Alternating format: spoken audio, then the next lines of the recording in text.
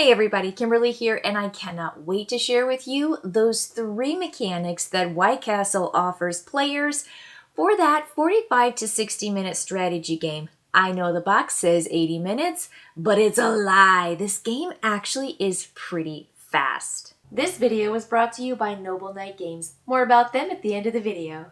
So in the White Castle, players are trying to curry favor getting their farmers and their fighters or warriors and courtiers into these locations in and around the White Castle. And the coolest feature, this is the core mechanic that the White Castle offers players, and it is a dice worker draft and placement. So I really like dice worker placement.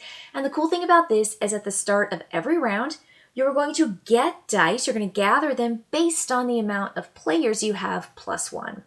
So right now I've got this set up for a 2-player game. I am going to show you a cool feature that happens with a higher player count, 3 or 4-player game.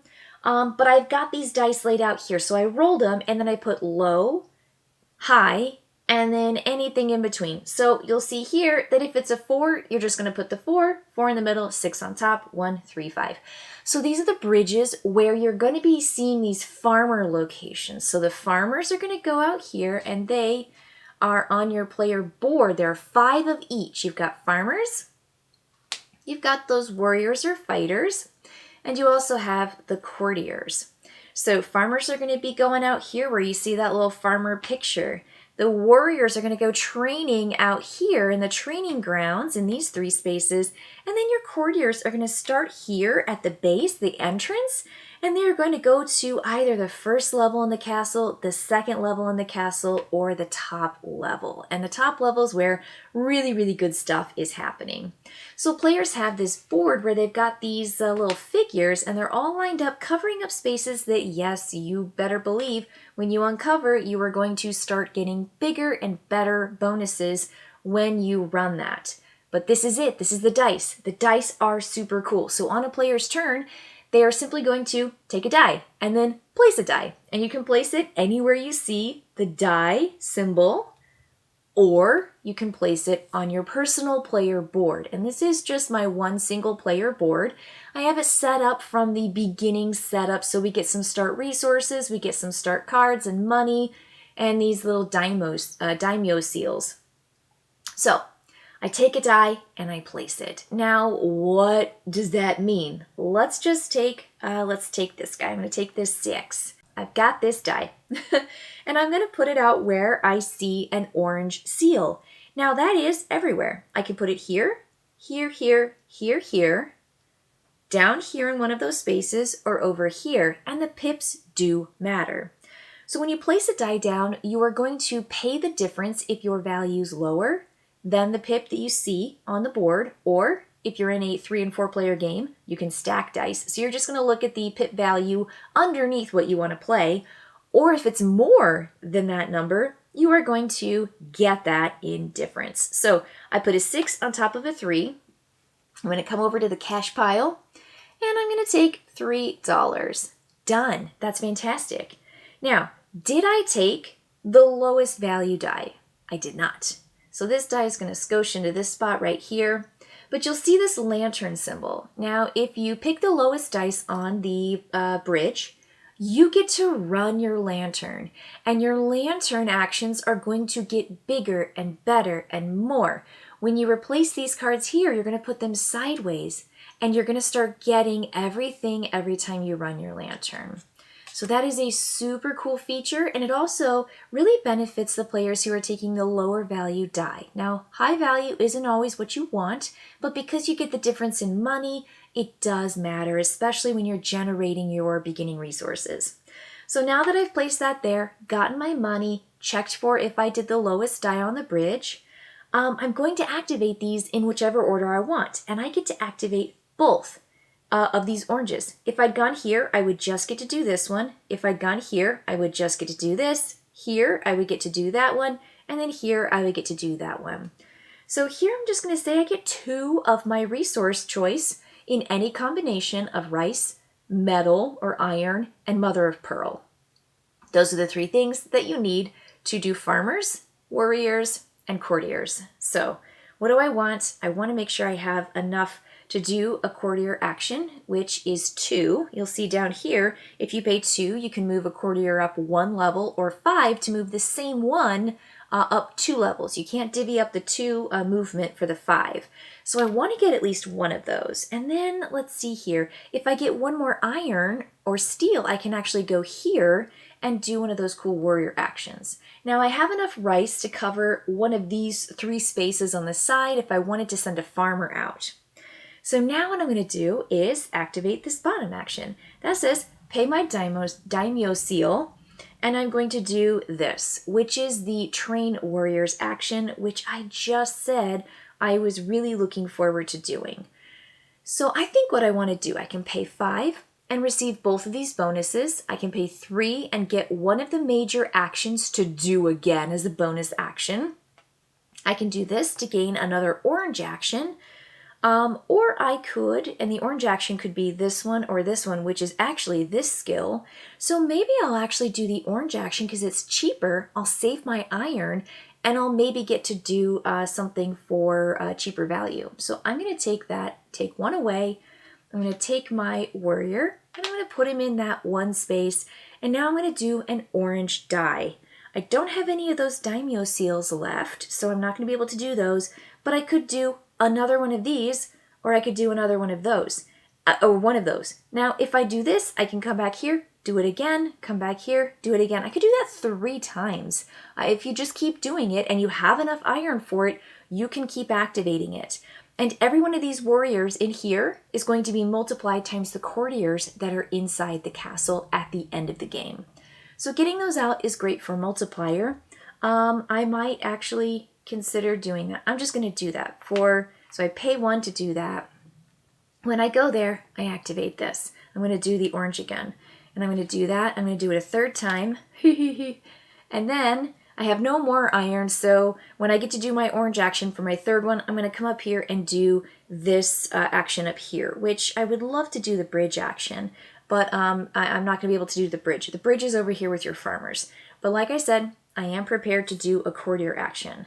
So I will get to do this. This is my courtier. And all I do is I take this right here, this figure on the top row. I put him down here and I pay $2. I got it, $2 back to the pile.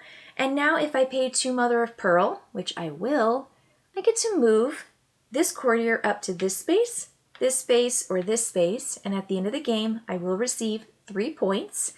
But the cool thing about this is I will take one of these cards and I will put it into this area, bumping that card down here to my lantern, which is what this game is all about. So this is a well action down here I haven't talked about. Up here you'll have a heron track, and this is going to give you points based on where you end up. This looks good. It kind of looks like the mother of pearl. I'm going to take this one. This is resources and resources. Well, that's resources too. I'm going to take this one. I love that well action. I think it's really good. So I'm going to take this card, put it right here, turn that one over, and now I am going to replace this card. That's another cool feature. I want to say, the first thing I said was I love the dice worker placement. Not only do they get used to place people, workers from your worker selection, your own player board, they also will affect, your action will affect the cards that are out there. So these cards are not always the same cards. They get to do different actions based on, no one's even gone here yet. And that opportunity to do this is gone. Now there's a new card that's out there. So every single turn there might be cards that are changed or different based on the courtier action taking that card and then moving it into your lantern area. So love the worker placement with the dice. And again, you're drafting them. I see a die out there. If I want it, I better take it because I'm going to have to wait all the way around the table before it's my turn to draft another die again. So I'm going to let my opponent take their turn.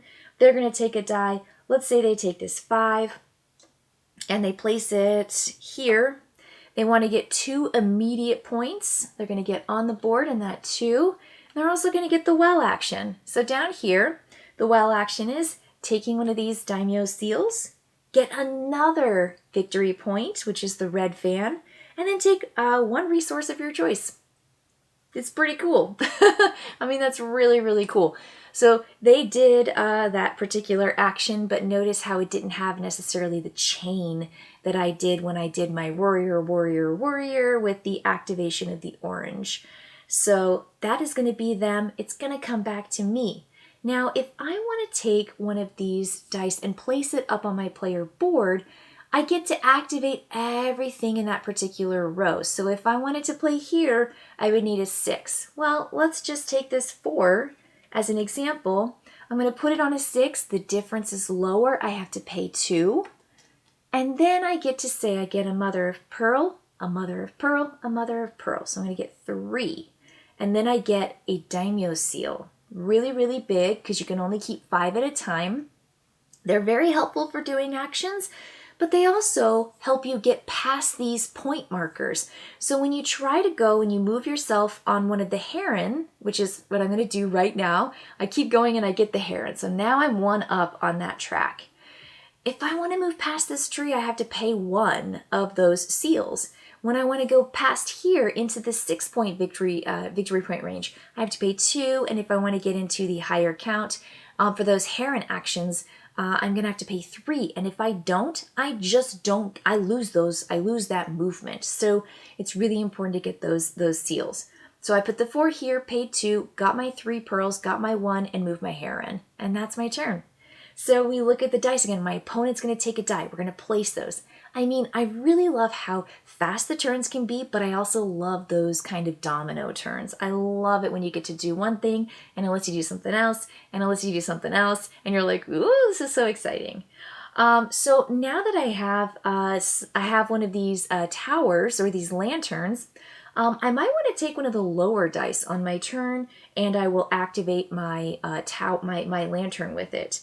Let's just say my opponent grabs this 3 and they want to put it here for 2 more of those in-game victory points because that's what the black die does. So now I'm going to grab this one. This is the 4 and it is the same as the high die, but it's also on this side of the bridge. So I take the 4, I want to do something with this. What do I want to do with it? I can send it over here. Let's send it over here because I want to get a farmer. And this seems like one of the only places to get a farmer minus paying one. Why would I pay one of these seals that I just said are really important and valuable if I can come down here for free? Well, $1 is what it costs. So I'm going to pay $1 because it's a 4 on top of a 5. And now I'm going to be able to do this action. I can do either the courtier action, which I've done before, and I could do again because I have enough mother of pearl, or I could do the bridge action, and that's where I'm going to take care of my farmers. I'm going to get some really cool farmer action. Okay, so I look over here and I say, how much rice do I have? I've got 2 rice. This is my resource management. Again, another cool feature. There's so many different games that have resources and you have bits. You have bits, bags of bits and piles of bits. Nope, this is like the best, cleanest way to do resources. You can have only 7, and when you have 7, you lose any excess, and this is your track. When you spend it, you go down. When you gain it, you go up. And at the end of the game, if that marker is on that space, you're going to get a victory point or 2 points if it's at the top of the track. Great feature. Love that feature. That's a great use of your resource management in this game. So before I take my action, the first thing you do is you place your die, you pay your difference, and you look to see, did I activate my lantern? Yeah, I did.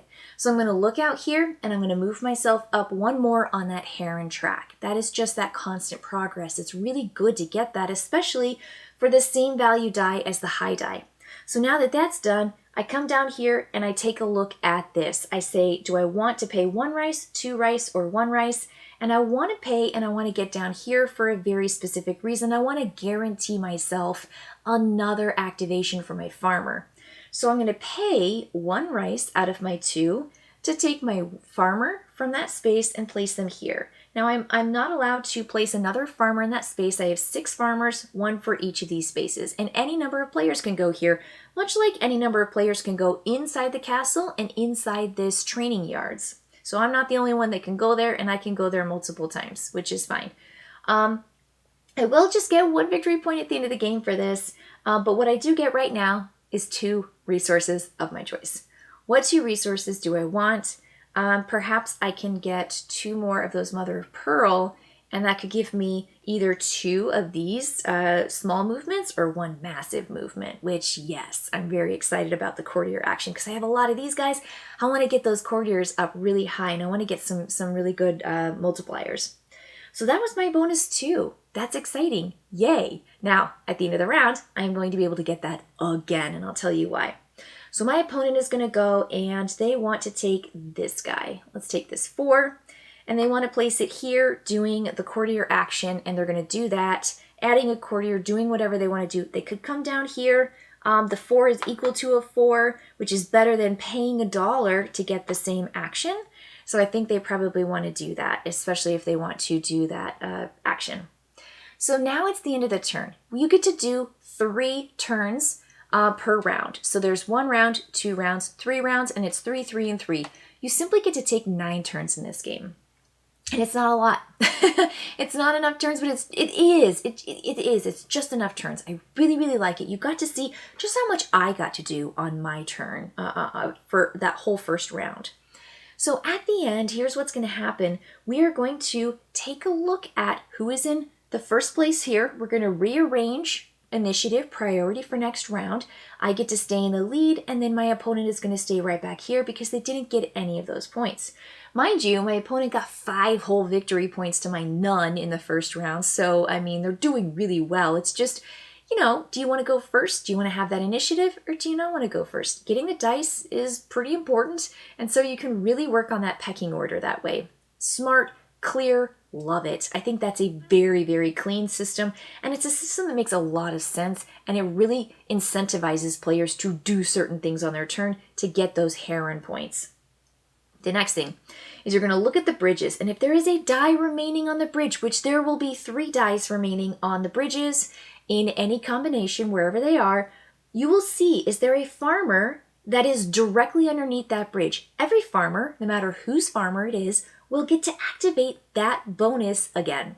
So if I placed one here, I would get to activate any white space that is on any of the cards in the castle.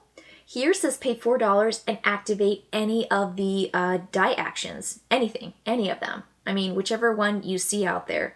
It's fantastic, you know, orange, white, or black. Now, I have a die that is on a bridge where I am. I get to do this again. I get 2 resources of my choice. I think farmers are a great way to invest, and I already have a lot of my fighters, my warriors out there training in the training grounds. I'm going to add 2 rice to my resources because I think that's going to be a great way for me to get more farmers out and then get those ongoing in-game bonuses. The next thing we do is we take all the dice back, and we're going to re-roll everything. Don't forget to take the dice from your player boards. That's the thing I always forget. And we're just going to re-roll these dice, and we're going to get them out. So I've got 2, 6, 6. I've got 1, 2, 6. And I've got 2, 3, and 5 are the new dice for the next round. This is so fun. This is great. I've talked about the dice breaker placement. I've talked about the engine building that comes with the lantern and getting those cards, activating those rows by putting out your actual workers, your little meeple figures.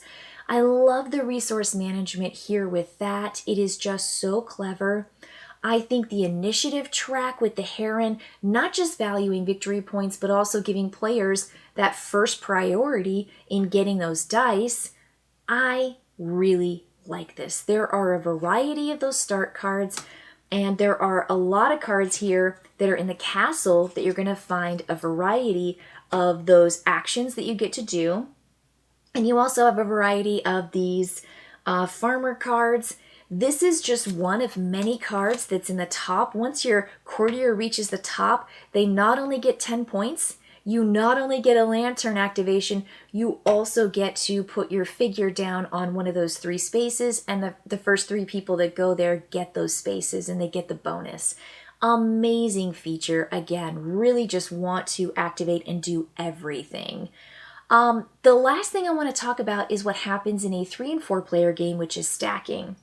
In a 2-player game and a solo game, stacking isn't a thing. It's not allowed. But let's say someone goes here and they put a 5. On top of the 4, they get their dollar, they do their black action, yay. Now somebody else can come by and say, well, I want to go on top, and they get the difference. 6 to a 5 means they gain a dollar, and they get to do, oh, that's not legal. Let's do orange. You have to make sure that you're actually allowed to do the action. That's your first, test, your first check. Still, they're going to get that dollar, and now they're going to do that orange action. You can only stack once, but it gives players a chance to not be blocked in a 3 and 4 player game. I love it. I love it. And I never felt too raw or sore in a 2-player game that someone went somewhere and I couldn't go in that exact space. There usually was enough for me and that flexibility for me to pick my spot. But I love that you use the same board in a 3 to 4 player game, but stacking is allowed in these spaces. Any amount of players can go in the well. I love this. And the well is always one. So if you need cash, this is where you go for the well. You go here and say, I get $5 and I get this, and I get this, and I get this. And these are variable. So they're always different in every game that you play. And then you put your die over here. The next player that goes says, I need cash too. They can now get the difference. This is always and forever. And then that die goes over here. I just think this is great. I love the low die being valued with a lantern activation. I love the leftover die on the bridge is going to give players farmer activations again. There's so much to love about this. And then the one last thing I do want to talk about is the entry into and the iconography and the rule book. Unfortunately, the rule book doesn't include all the components. They do say in the very beginning, find the detailed components following this link or visit at devere.com. I don't think that's good enough. I think you need to include names with pictures of everything that's in here, especially when you have a lot of terms and just like a lot of bits and things that need to be clearly defined and labeled. And so it made it really, really hard to get into the game, lacking that full components list of what everything is. There are a lot of different backed cards that I was kind of confused about, and the combination of cards and putting out cards and when you get things. And I have to say that we played wrong the very first time through.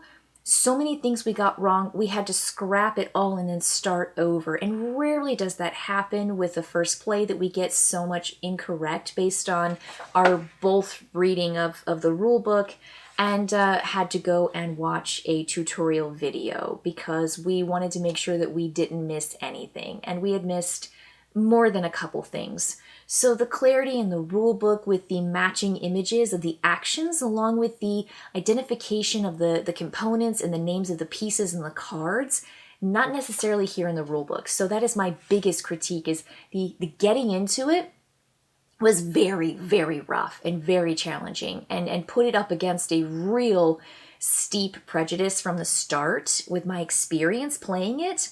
And so for me to really love this game as much as I do and to rank it so high in my top 2023 games means that the game itself is a testament to how good it is, not how good the rulebook is. And so I have to say the iconography, not clear. The sections don't have any identifying feature that matches the images and the icons in the book. So this is your courtier action, your warrior action, your gardener action, the well action. Great, there's your tower, your lantern.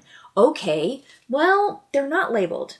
Like, they're just not labeled. This over here is where you go to train. This is like the whole courtier. This is your farmer, but there's no words, there's no label, there's no picture. I mean, you see some bridges, but it's not that bridge picture. It's not this. Down here, you see a well, but you don't see the well picture. And I think if they had just spent a little bit more time making everything super duper clear, it would have been so much easier to get into the game. So here's my plea to you. This game is good enough for you to enjoy. This game is balanced for a 1-2 player game, for a 3-4 player game. It is not 80 minutes, it is less than 80 minutes. So it's a fast game. I like the tight 9 turns, which is 3 turns per round. I think there's so much to like here, and it is a super replayable game, and it is compact enough to carry around and to keep and to box and to bring out on the table. Just work, just get past the learning part of it. Know that there is something else there. The iconography, not there. The rules, not as clear as they think they are. And so I just want you to know, getting into it, accessing the rules and getting into the game, rough. But there's something here. So know that that's going to be a little hard. But this is delightful, and it has some of my favorite mechanics, and I think it just combines them in a lovely way. So really enjoyed the White Castle, and I hope you can get past that learning curve as I did so that you can enjoy it as well. All right, everybody. Thanks for staying tuned. I'll see you next time. Here at Noble Knight Games, we've been carefully growing the world's largest selection of board games, role-playing games and dice, war games, miniatures and paints, card games, and more, going on 25 years now. Our rustic castle contains more game and hobby goodness than you can shake a stick at, complete with careful packaging and the finest customer service the land can provide. You can buy, sell, trade from anywhere in the world, just like nature intended. Noble Knight Games.